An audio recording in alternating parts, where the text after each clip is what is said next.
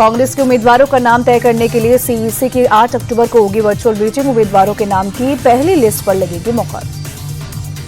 नीतीश कुमार पर तंज कसते हुए तेजस्वी बोले, हमें गिड़गिड़ाने वाला मुख्यमंत्री नहीं, शेर की तरह दहाड़ने वाला मुख्यमंत्री चाहिए। तेजस्वी के साथ इस बार हर बिहारी मुख्यमंत्री होगा। केंद्रीय मंत्री गिरिराज सिंह का निशाना, बोले 14 नवंबर के बाद राहुल गांधी के साथ तेजस्वी की भी बिहार से विदाई तय। बिहार की लोक गायिका मैथिली ठाकुर की विधानसभा चुनाव लड़ने की संभावना। बीजेपी नेता विनोद तावड़े और नित्यानंद राय के साथ मुलाकात के बाद लगाई जा रही है अटकलें। लोक गायिका मैथिली ठाकुर ने इंडिया टीवी के साथ बातचीत में कहा, मौका मिले तो जरूर लड़ूंगी चुनाव, अब बिहार को पेबैक करने का है समय। पत्नी ज्योति के हंगामे पर पवन सिंह ने जताई हैरानी, कहा उनकी पत्नी चुनाव लड़ना चाहती है और मुझसे टिकट दिलवाने की जिद कर रही है, ये मेरे वश में नहीं है। सोशल मीडिया पर पोस्ट में पवन सिंह ने लिखा, पुलिस बुलाने का आरोप गलत है, अपने घर पर उन्हें सम्मान के साथ बुलाया था और 1.5 घंटे तक बातचीत की। बिहार चुनाव के लिए सबसे पहले आम आदमी पार्टी ने 11 कैंडिडेट्स का किया ऐलान। तरैया से अमित कुमार सिंह, फुलवारी शरीफ से अरुण कुमार वजक को बनाया कैंडिडेट। बिहार में 2 चरणों में होंगे चुनाव, 6 और 11 नवंबर को होगी वोटिंग, 14 नवंबर को आएंगे चुनाव के नतीजे। गृहमंत्री अमित शाह ने बिहार की जनता पर जताया विश्वास, कहा उम्मीद है लोग फिर विकास की राजनीति को चुनेंगे। बीजेपी सांसद रविशंकर प्रसाद ने बिहार में एनडीए की जीत का किया दावा, कहा जनता तय कर चुकी है कि एनडीए की सरकार आएगी और नीतीश कुमार सीएम बनेंगे। सीएम फेस पर पप्पू यादव बोले, व्यक्ति नहीं बिहार और बिहारी मुद्दा है, पलायन और रोजगार मुद्दा है, एनडीए के शासनकाल में बिहार की दुर्गति मुद्दा है। भूपेश बघेल ने कहा, अब जो चुनाव हो रहे हैं उसका स्वागत है, लेकिन हम ये चाहते हैं कि निर्वाचन आयोग निष्पक्ष रहे। बिहार विधानसभा चुनाव की तारीखों के ऐलान पर केंद्रीय मंत्री जीतन राम मांझी ने कहा, चुनाव आयोग ने बहुत बुद्धिमत्ता से 2 चरण में चुनाव की घोषणा की है। जीतन राम मांझी का बयान, बोले ज्यादा से ज्यादा चरण में चुनाव होने से बूथ लुटेरों को ज्यादा मौका मिलता था, कम चरण में बूथ लुटेरों को मौका नहीं मिलेगा। चुनाव तारीखों के ऐलान पर आरजेडी नेता मनोज झा बोले, समाज में जहर बोकर चुनाव जीतने की कोशिश करने वालों पर विराम लगना चाहिए। जनसुराज से प्रशांत किशोर बोले, बिहार के लोग अपने बच्चों के बेहतर भविष्य के लिए वोट डालेंगे।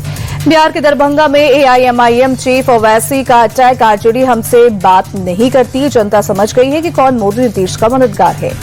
असदुद्दीन ओवैसी ने तेजस्वी यादव पर साधा निशाना, कहा वो अपने अहंकार और अपरिपक्वता का खामियाजा भुगतेंगे।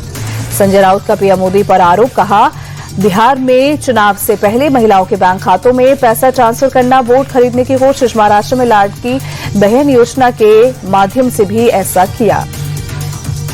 बरेली हिंसा मामले में मौलाना तौकीर रजा के करीबी सपा पार्षद वाजिद बेग का बारात घर हुआ सील। फरीदापुर चौधरी इलाके में अवैध तरीके से बारात घर का हुआ था निर्माण। बरेली हिंसा में शामिल 7 आरोपियों पर इनाम का ऐलान। आरोपियों की जानकारी देने पर पुलिस 15-15 हजार रुपए देगी। कटक हिंसा के बाद हालात हो रहे हैं सामान्य, संवेदनशील जगहों पर पुलिस की तैनाती, जवानों ने की गश्त। प्रशासन के मुताबिक लोग सुरक्षित महसूस कर रहे हैं। 8 लोगों की पहचान कर उन्हें गिरफ्तार किया गया। जहरीले कफ सिरप से बच्चों की मौत का मामला, एमपी कांग्रेस चीफ जीतू पटवारी की मांग, स्वास्थ्य मंत्री को पद से हटाया जाए। एमपी के सीएम मोहन यादव का एक्शन, एमपी के ड्रग कंट्रोलर को हटाया, डिप्टी ड्रग कंट्रोलर और ड्रग इंस्पेक्टर को भी सस्पेंड किया। डॉक्टर प्रवीण सोनी की गिरफ्तारी का आईएमए ने किया विरोध, कहा गलती दवा बनाने वाली कंपनी की है, प्रवीण सोनी ने ही बच्चों को कोल्ड्रिप सिरप लिखी थी। महाराष्ट्र सरकार का एक्शन, कोल्ड्रिप सिरप के बैच नंबर SR13 की बिक्री और उपयोग पर लगाई रोक। यूपी में भी कोल्ड्रिप कफ सिरप बैन, लखनऊ में एफएसडीए का कई जगहों पर छापा। हिमाचल सरकार ने भी कोल्ड्रिप कफ सिरप पर लगाया बैन। हिमाचल में बनने वाले नेस्ट्रो DS सिरप के उत्पादन रोकने का जारी किया आदेश। एमपी समेत कई राज्यों में बच्चों की मौत पर कर्नाटक सरकार अलर्ट, अधिकारियों को कफ सिरप के इस्तेमाल पर विशेष निगरानी रखने को कहा। उत्तराखंड में मदरसा बोर्ड होगा खत्म, अल्पसंख्यक शिक्षा विधेयक को राज्यपाल की मंजूरी, ऐसा करने वाला बना पहला राज्य।